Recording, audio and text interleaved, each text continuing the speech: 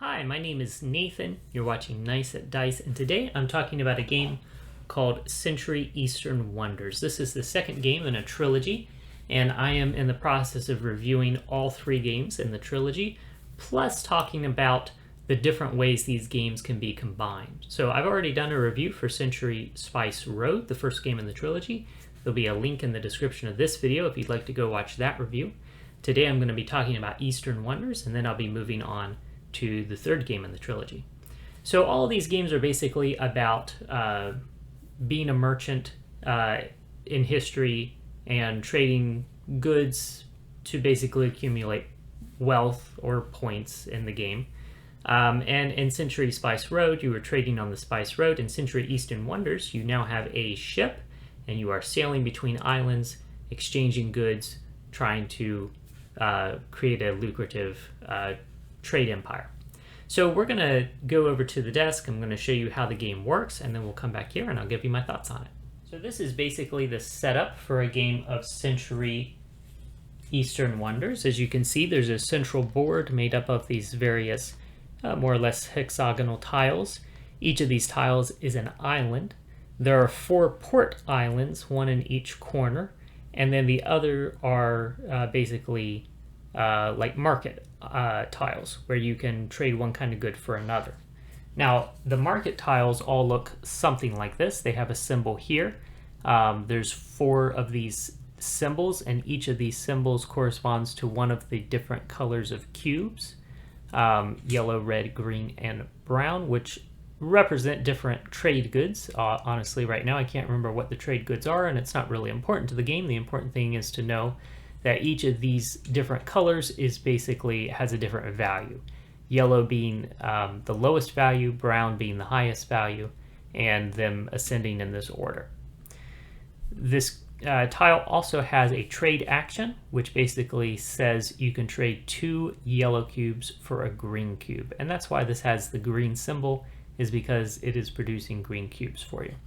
So all the tiles on the board are made up of tiles like this, except for the ports in the corner. And basically what you're trying to do is you are trying to move your boat. You have a little wooden boat that you're moving around between islands.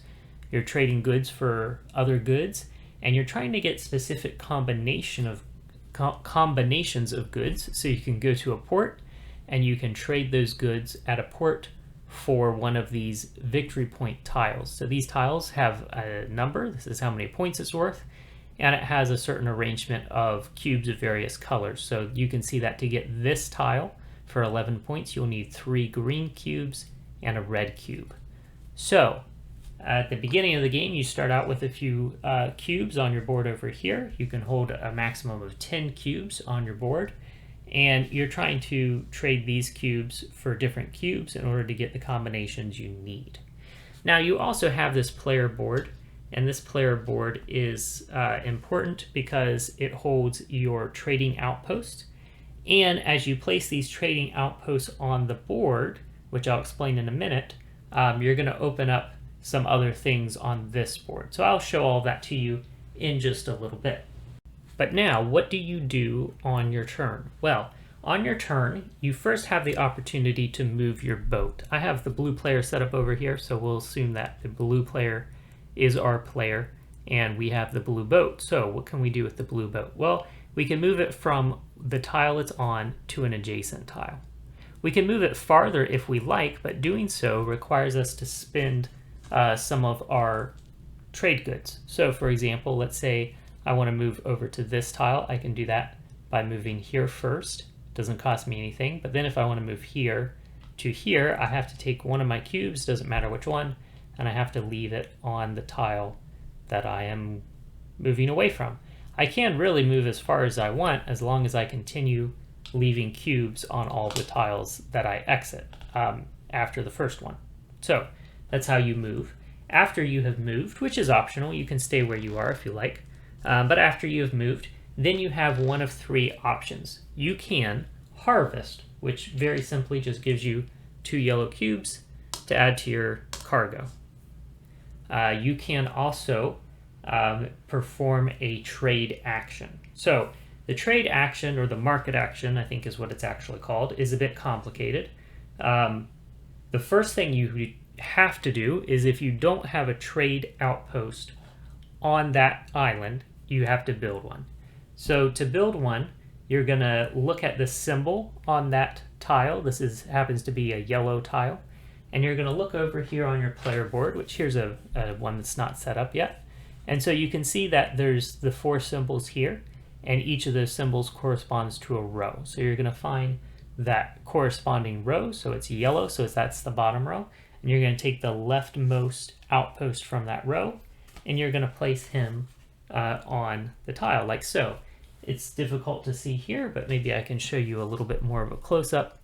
And it's still not even very visible on this close-up, but there are in fact 3 spots here where you can place those outposts. All right, so you put one in the topmost outpost, in the topmost spot, and now that you have an outpost there, you can perform the trade action, or the market action. So the market action for this one is 1 red cube for 3 yellow cubes. I have a red cube, so I can trade that red cube for 3 yellow cubes. You can do those actions multiple times, basically on the same turn. So if I had, for example, 2 red cubes, I could trade them for 6 yellow cubes. So that's the market action. So I could move, I could harvest to take 2 of these, or I could move and I can do the market action that I just described. Or the third thing you can do is you can move, and if your movement has you stopping on one of these ports, you can claim the token on that port if you have the cubes to trade for it. So those are the 3 things you can do on your turn. It's very straightforward. It's just move and do one of those 3 things. Now there are some complications to this. For example, if I was the white player and I were to move to this spot and stop there, I'd get to pick up this yellow cube that the blue player had left there. So stopping on a space that has cubes lets you just pick up those cubes. However, stopping on a space where another player has their boat, for example, the white player moving here to where the blue player is, the white player has to pay the blue player 1 cube in order to stop there. It could be a cube of any color, so maybe this yellow cube, but that's what you have to do. If the white player wants to build an outpost here, because the blue player already has an outpost, the white player can build his outpost, but he has to pay the blue player 1 cube to do so.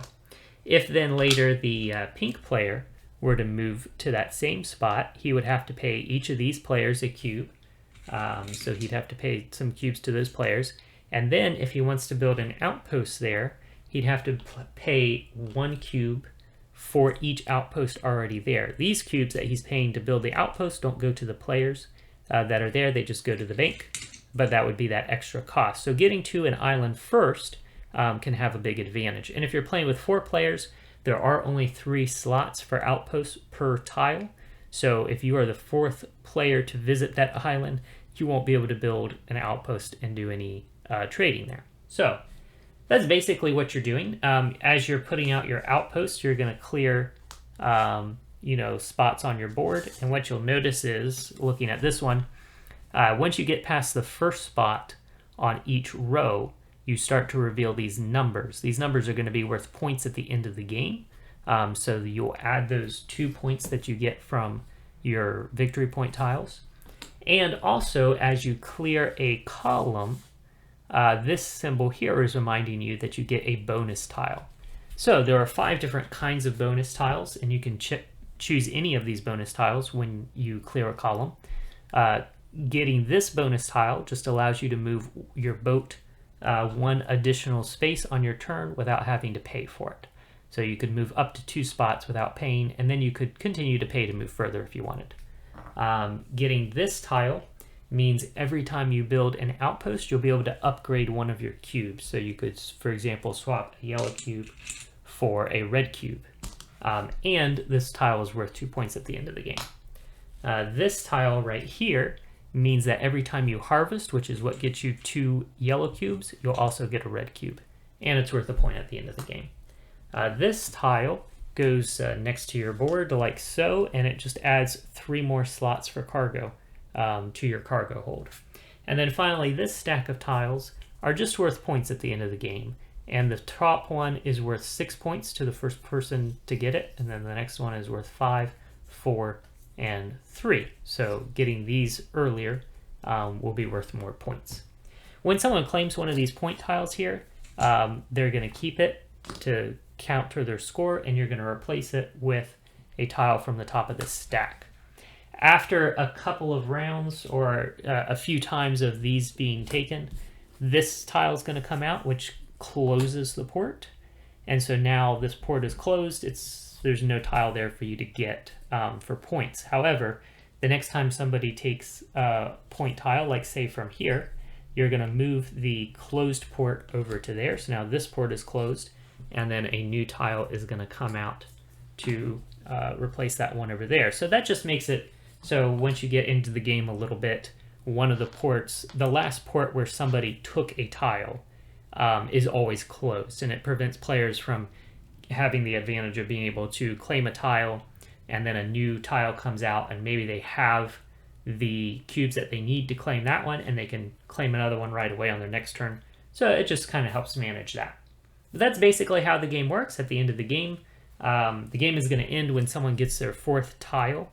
Then you'll play out the rest of the round, so everyone has an equal number of turns, and then whoever has the most points from these tiles, from the numbers they've uncovered on their board, and from any points they get from these bonus tiles. Whoever has the most points is the winner of the game. All right, so that is Century Eastern Wonders, basically how the game works. As you can see, it's a pretty simple game. Turns go relatively quickly. On your turn, you're just moving your boat if you want to move your boat, and then you're doing one of those 3 actions, either harvesting to get a couple of yellow cubes, picking up a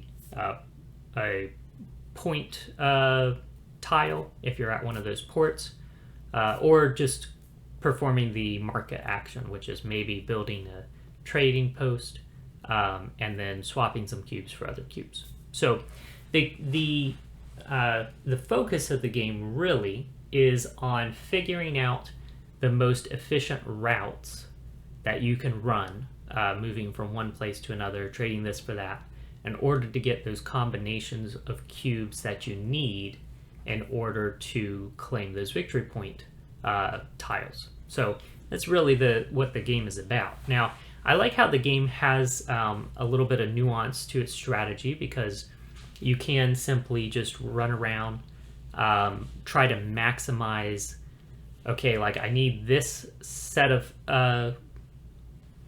cubes, right? Like, so if I'm going after this one, I need 3 green and a red. So I can go here, I can upgrade, or I can trade a brown cube for a couple of greens. That'll get me a couple of the greens that I need. I can go over to another spot, and I can trade, a couple of yellows for a couple of reds. And, you just kind of figure it out in your head. Like, I can do this for that, and this for that, and this for that, and then I'll have the cubes that I need. And you can try to come up with the most efficient way of doing that. So that's one way you can approach the game, is just look for those most efficient ways of getting the cubes that you need to claim one of these victory tiles. Or you can look at it a little differently, and you can say, okay, I've got one of my outposts on a red island. I've got one of my outposts on a yellow island. So if I can get an outpost on a green island and an outpost on a brown island, I will open up one of my columns, which will let me get one of those bonus tiles. I could get the one that's worth 6 points at the end of the game. That's not bad. Or I could get the one that lets me move farther without having to spend extra cubes. So that might open up options for me as far as getting the cubes that I need, place it, where can I get to, what can I do as far as trading. So you could look at it that way, or you could say, I've got, a trading outpost on this yellow island. I've got a trading outpost on this other yellow island, and there's, 2 other yellow islands within a close proximity. I could just jump over there, put trading outposts on them, and I could, open up like a pretty good line of spots here on a row, which will get me, those points at the end of the game. So there's a few different ways you can kind of pursue getting points. And sometimes those things just naturally kind of work together. Like I'm going around where I need to go to trade this for that to get the things that I need to grab those tiles. And just by happenstance, I've also cleared a column here, which gets me a bonus tile. Or maybe I've cleared, a large section of a row, which is going to get me those extra points at the end of the game. So ideally, all those things kind of work together, but you can sort of switch your focus a little bit from turn to turn. So all of that's very interesting. The bonus tiles I like because they sort of let you customize a little bit what you can do or what you're good at. You can get some of those ones that give you the red tile when you harvest, and now you're a little bit better at harvesting than other people. You can get that one tile that lets you move a little bit further. And you can get multiples of these tiles. So I could get maybe 2 of those tiles that lets me move further. And now I can move really far without it costing me any cubes. So, all those things are pretty interesting. I would say, and I'm going to be doing this a lot through these videos, is I'm going to be comparing, one game to another game. So I would say comparing this to Spice Road, which I just reviewed, I would say that in general, there's a little more going on. But it's still relatively simple to understand all the basics of what's happening. And I find that the strategy in this game is a little bit easier to grasp because you're looking at a board, you're looking at spots on a board. I think it's a little bit easier to understand that I can go to this spot on the board, I can do this thing, then I can go to this spot on the board and do that thing, and then I could go to this spot on the board and get that tile that's going to be worth some points at the end of the game. I'm not sure why, but I feel like it's just, in practice, it's a little bit simpler to kind of grasp and to work with than the card play in Century Spice Road. Although Spice Road is definitely a simpler, more streamlined game. So it is interesting. This game has a little more player interaction because you can kind of compete over these different spots. You compete over one where you put your outpost. Whoever puts outpost somewhere first has an advantage because other people are going to have to spend resources to later put their outposts there. If you are sitting on a good spot and somebody else wants to come there, they're going to have to give you some cubes in order to just stop on that spot. So there's a little more player interaction in this game than there is in Spice Road. So overall, it's a very fun game. I like it quite a bit. I think that Spice Road had like some real novelty to me in the way the card play works and just the overall simplicity of the game. This game doesn't have that clever card play, and it's a little more complicated, so it's not quite so novel in its simplicity, but it's still a fun game, and it is sort of a engine building game, but it feels a little bit more like a route building game. It's more about finding the best route and setting up those good routes rather than just building an efficient engine like Spice Road is. So anyhow, those are my thoughts on Eastern Wonders. Thank you so much for watching. Again, my name is Nathan. This is Nice at Dice, and you enjoy the rest of your day.